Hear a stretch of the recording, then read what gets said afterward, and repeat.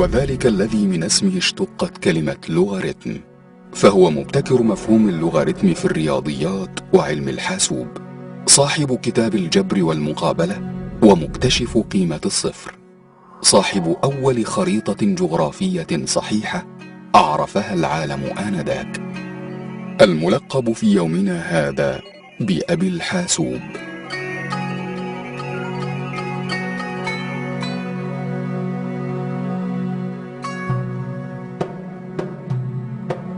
هو أبو عبد الله محمد بن موسى الخوارزمي. اختلف في تاريخ ميلاده، ولكن أغلب الظن أنه ولد ما بين عامي 780 و 785 من الميلاد، الموافق ما بين عامي 160 و 165 من الهجرة، في مدينة خوارزم في خراسان. وانتقلت عائلته بعد ولادته بفترة قصيرة إلى بغداد.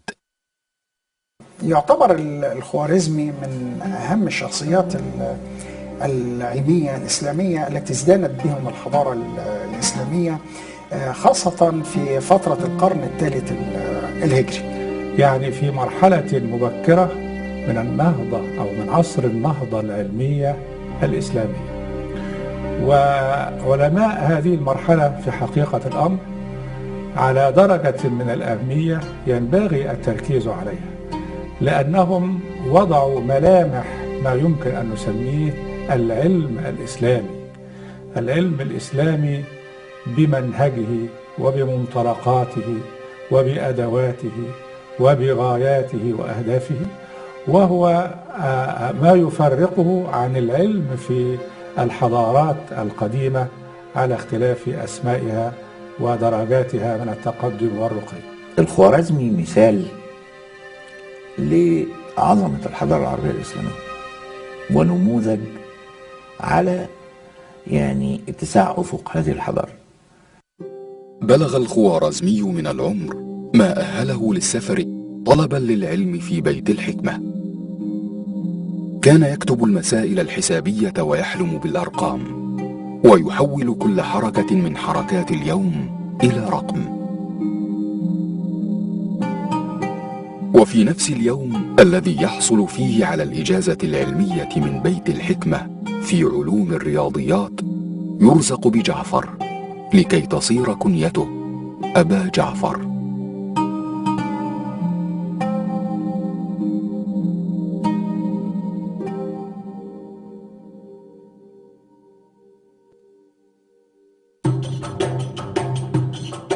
وفي عهده قام الخليفة هارون الرشيد بتعيين أبي جعفر عالما بين علماء الرياضيات في مكتبة بيت الحكمة.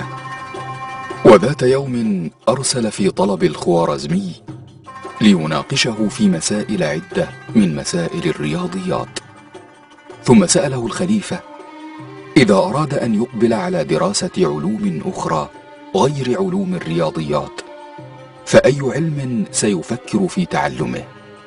فأجابه الخوارزمي: الآن أفكر في أمر واحد، وهو كيفية تيسير دراسة الرياضيات للناس كافة، فلا خير في علم لا يطبق في الحياة العملية بما ينفع الناس.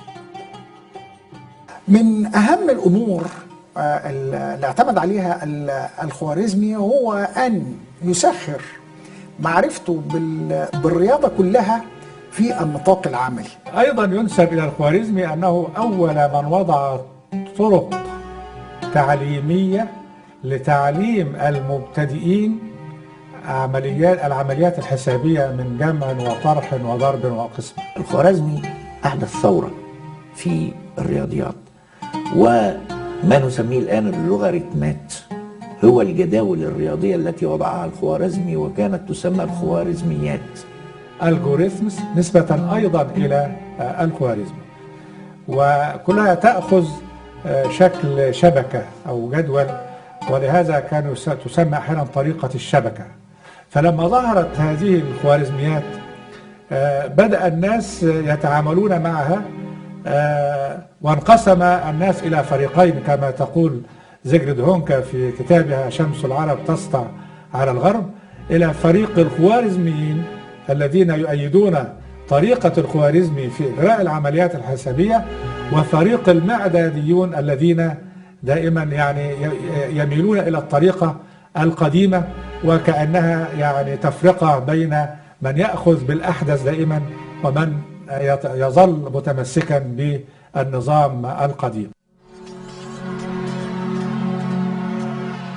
وبعد انتصار الرشيد على الدولة الرومانية البيزنطية في آسيا الصغرى، عاد بآلاف الأسرى إلى بغداد، وأبى أخذ فدية لإطلاق سراح الأسرى الروم، واشترط لإطلاق سراحهم الحصول على الكتب اليونانية في مكتبة الإمبراطور، حيث تفرغ أبو جعفر للإشراف على ترجمة تلك الكتب، وخصوصا كتب الرياضيات إلى العربية.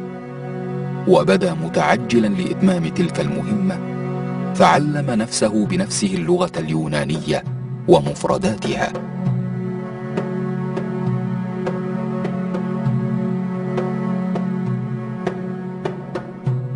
لابد ان احنا ايضا ننظر للفترة اللي كانت موجودة فيها الحضارة الاسلامية والعلوم الاسلامية العربية في القرن الثالث الهجري على وجه الخصوص، على انها كانت تشكل مكون عقلي مهم جدا. بيت الحكمة كانت وظيفته ان ينقل العلوم السابقة كلها الى اللغة العربية، فترجمت العلوم من السريانية ومن الهندية ومن اليونانية ومن لغات كثيرة جدا، النبطية والآرامية إلى آخر هذا الكلام. ترجمت هذه العلوم وكان هناك مترجمين. الوافد اللي جه للبيئة العربية من آسيا كان يحمل علوما أخرى مختلفة لم تكن قد وفدت بعد على بيت الحكمة. حاول العلماء في ذلك الوقت أن هم يربطوا بين هذه العلوم كلها من أولها لآخرها ويوظفوها لخدمة المعرفة العربية في مجال العلوم المختلفة. الخوارزمي تعبير عن حاجة مهمة جدا، الفترة اللي عاش فيها فترة القرن الثالث الهجري وما أعقبها، فترة القرن التاسع الميلادي وما أعقبها. هذه أهم فترة في تكوين الحضارة العربية الإسلامية عموما. إذا كنا بنقول إن فترة القرن السابع الهجري لغاية العاشر الهجري اللي هي ال13 الميلادي لغاية ال16 الميلادي هي عصر لملمة الذات، فعصر البداية والبناء والإبداع بيبدأ من القرن الثالث الهجري أو قبله بقليل ويستمر لغاية القرن الخامس الهجري أو بعده قليل. الخوارزمي بيمثل ده، الناس اللي استوعبت التراث القديم وأضافت إليه. كانت علاقة الخوارزمي بالخلفاء في عصره علاقة وطيدة حميمة، فقد استعانوا به في الكثير من أمور حياتهم، ويسروا له سبل المعرفة والحصول على العلم بقدر ما استطاعوا. إذا تكلمنا عن العلاقة بين العلماء بصفة عامة والخلفاء، يحكم هذه العلاقة البعد أو الأفق الواسع والتدويري عند الخلفاء أنفسهم، لأنهم كانوا يعني يستشعرون مكانة العلم ومكانة العلماء. ولهذا نجد دائما أن رعاية الخلفاء والحكام بصفة عامة كانت تبلغ يعني درجة كبيرة جدا من الاهتمام والرقي حتى في مراعاة مشاعرهم. وفي يوم عاد أبو جعفر إلى بيته، وظل أرقا طول ليلته يفكر في معارف الجبر الرياضية التي لم تزل مسائل ممزقة ومتفرقة في التراث العلمي الرياضي للهنود والمصريين واليونانيين، فعقد العزم على جمع ما تفرق من معارف الجبر وإعادة النظر فيها، وعكف شهورا على الدرس والتأمل ووضع الفروض النظرية، وإذ به يرى أمامه وبين يديه ميلاد علم جديد أسماه الجبر والمقابلة.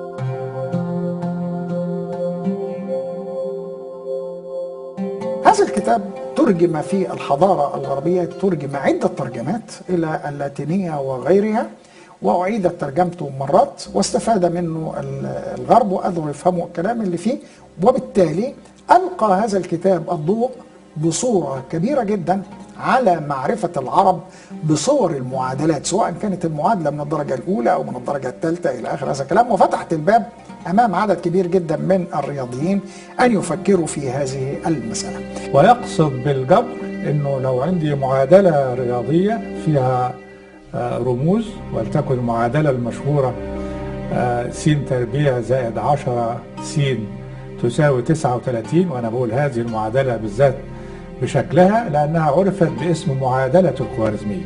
شرح بطريقة هندسية لأول مرة في تاريخ الرياضيات كيف يمكن استخراج هذا الجذر س بحل المعادلة عن طريق إكمال المربع، يعني أضاف رقم 25 إلى اليمين وإلى اليسار، واستطاع أن يحلل هذا بالطريقة باللغة المعاصرة ويستنتج أن س هذا الرمز يساوي 3، وبالتالي استطاع أن يحل هذه المعادلة.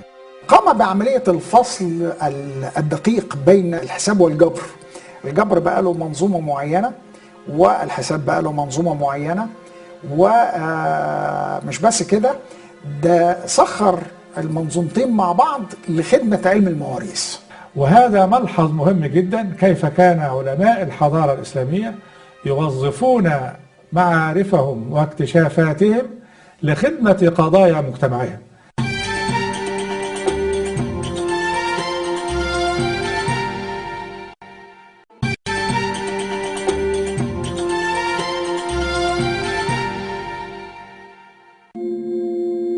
اعتكف أبو جعفر شهورا في بيته يترجم كتاب الحساب الهندي الذي خلد ذكره بين علماء الرياضيات في كل البلدان والعصور، وجعل عنوانه الحساب الهندي اعترافا بالحق لأهله. في كتابه الحساب الهندي أو الجمع والتفريق بمعنى الجمع والطرح، هذا عمل مهم جدا حظي باهتمام المترجمين لعصر النهضة الأوروبية الحديثة. ومن هذا الكتاب ظهرت ابتكارات عديدة جدا، عرف منها على سبيل المثال فن العدد، الأرقام، الأعداد من 1 إلى 10 وتركيبات هذه الأعداد. لكن كان في وقفات مهمة جدا، يعني على سبيل المثال كتاب السند هند اللي احنا بنسمع عنه، هذا الكتاب يعني له قصة كبيرة جدا. وفد إلى الخليفة عالم هندي يحمل ما يسمى بالكتاب السند هند أو السدهانتا، وهو موسوعة فلكية. رأى الخليفة أن تترجم إلى اللغة العربية ويحسن الإفادة منها، واللي قام بعملية الترجمة الأولى الفزاري، مترجم اسمه الفزاري، ومعاه رجل هندي اسمه كينكا الهندي. ثم جاء الخوارزمي وترجم هذه الموسوعة ورخصها بحيث يسهل استخدامها. يعني ممكن أنا أكون عملت كتاب من 20 سنة فاتوا وأفكر مثلا في إنه الكتاب ده أعيد إحياؤه تاني أو تجديده تاني إلى آخر هذا الكلام، فأنظر في مفرداته، وهذا ما فعله الخوارزمي، وبدأ يعمل يمشي على هذا المنوال، وبدأ يطلع السند هند الصغير الذي اشتهر أيضا في الحضارة الإسلامية ونقلت معارفه إلى أوروبا. وعرف هذا العمل باسم زيج الخوارزمي، والزيج أو الزيج وتجمع على زيجات وزيجات هي الجداول الفلكية، فيها المعلومات الفلكية عن الأجرام المختلفة وحركات الكواكب ومواقعها وتتبع ما يتغير من أحوالها عبر السنين. فكان يعني يعتبر أساس مهم جدا، ودي كانت حتى عبر مراحل التاريخ المختلفة بنى عليه كل من جاء بعده في علم الفلك والدراسات الفلكية.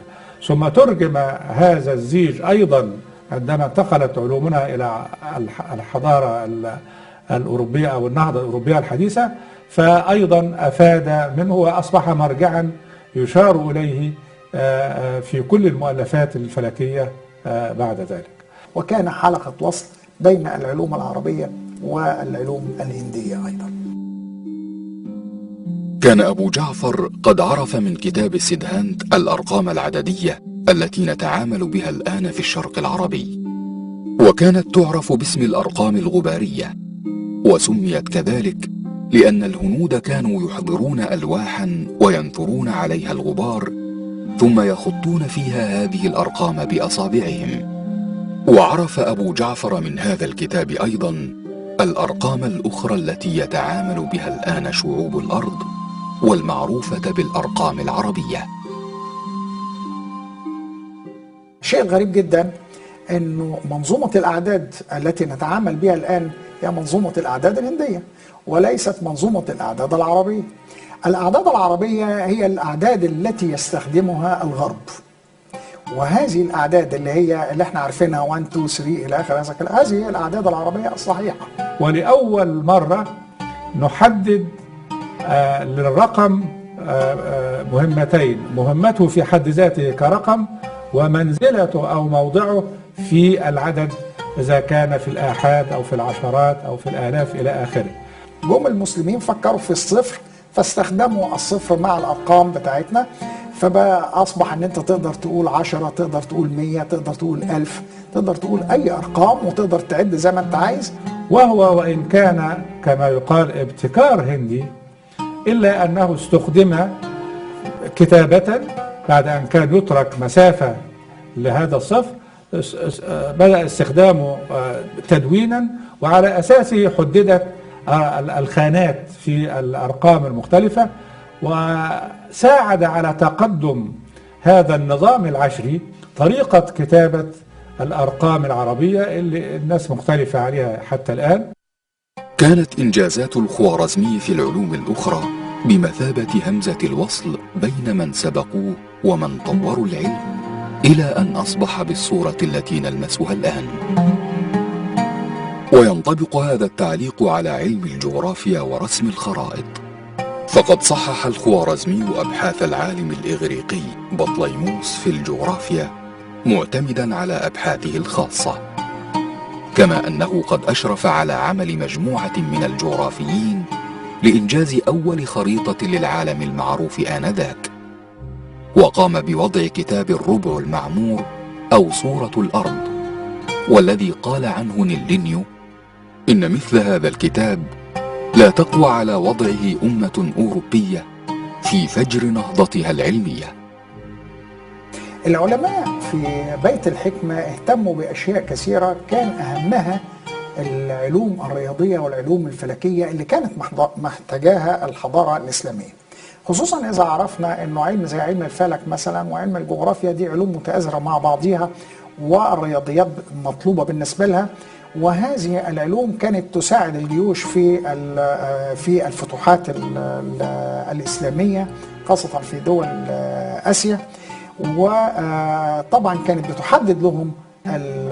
يحدد لهم الفلكي أو الجغرافي الطرق. من هنا جاءت أهمية الخوارزمي. ففيما يتعلق بعلم الجغرافيا وهو أحيانا يطلقون عليه صورة الأرض، فكان أيضا الخوارزمي من أوائل الذين صنفوا في هذا المجال وتحدثوا عن الربع المعمور من سطح الكرة الأرضية، وهنا أيضا كانوا يصنفون المساحات الموجودة والسكان الموجودين على سطح الكرة الأرضية إلى أقاليم. الأراضي عبارة عن أقاليم، واشتهر في ذلك الوقت ما يسمى بالأقاليم السبعة، وكان أيضا هذا تصوير جغرافي للكرة الأرضية، مما يؤكد أيضا أن مفهوم الكروية كان واضحا في أذهان علماء الحضارة الإسلامية. كما كتب الخوارزمي أيضا عن الساعة والأسطرلاب والساعة الشمسية. بالإضافة إلى هذا كانوا يستعينون بأجهزة القياس المختلفة، ولعل أشهرها كان جهاز أو آلة الأسطرلاب التي كانوا يستخدمونها في قياس الارتفاعات وأبعاد النجوم التي ترى، وأيضا في قياس المسافات بين الجبال وبعضها. من الآلات المهمة جدا في علم الفلك الإسلامي كان الأسطرلاب. أيضا كان ضمن الفريق الذي كلفه المأمون بقياس محيط الأرض، وهذه نقطة مهمة جدا وترد على بعض الادعاءات بأن الناس لم تعرف كروية الأرض ولا حركتها الدائرية أو حركتها الدورانية إلا في العصر الحديث، باعتبار أن الناس كانوا يظنون أنها ممتدة منبسطة وأنها في مركز الكون إلى آخره. هذان الفريقان في مكانين مختلفين استطاع أن يطبقا إحدى النظريات الهندسية ليتعرفوا عن أو على قوس معين من محيط الأرض، ومن خلاله يمكن حساب مقدار محيط الأرض، وبالتالي حساب نصف قطر الأرض، وما يسمى بالنسبة التقريبية المعروفة في الرياضيات بالرمز ط يساوي 22/7 أو 13%. ولكن هناك كانت كسور عشرية في منتهى الدقة تعجز عنها الحسابات التي كانت قائمة في ذلك الوقت. استطاع أن يصل إليها الخوارزمي واستطاع أن يؤكدها في البحوث بتاعته، ووجد أنها نسبة صحيحة فيش فيها تفاوت كبير. الإنسانية يعني بشكل عام لها حضارة واحدة متعددة المراحل، شعب يشيلها مرة وشعب تاني يشيلها مرة، إنما في النهاية ما فيش حد يجي يبني يعني على ما فيش غير خان قدماء المصريين من التجربة والخطأ. خوارزمي من هذه الناحية هو تمثيل لعصر الازدهار والابتكار وانتهاء مرحلة التعليم اللي يمكن بينتمي إليها جابر بن حيان. لم يستقر المؤرخون على تاريخ ومكان وفاة الخوارزمي، ولكنه استقر قبل وفاته على أهم شيء، وهو السبب من وراء هبته حياته للاكتشاف والتطوير والإضافة في علم الرياضيات. ذلك السبب هو أن القيمة العقلية الحقيقية من علم الرياضيات تأتي بإلهام من الله تعالى الذي يكشف لنا عن وجوده بالوحي، وليس بشيء مادي محسوس. فالعقل البشري والوحي الإلهي يبدأان من نفس النقطة، وكل عناصر الكون تدور حولهما في مدار ثابت. لهذا السبب كرس الخوارزمي حياته ليولد له هذا العلم طفلا ويكبر على يديه ويطوره ليخلد ذكراه للعالم أجمع.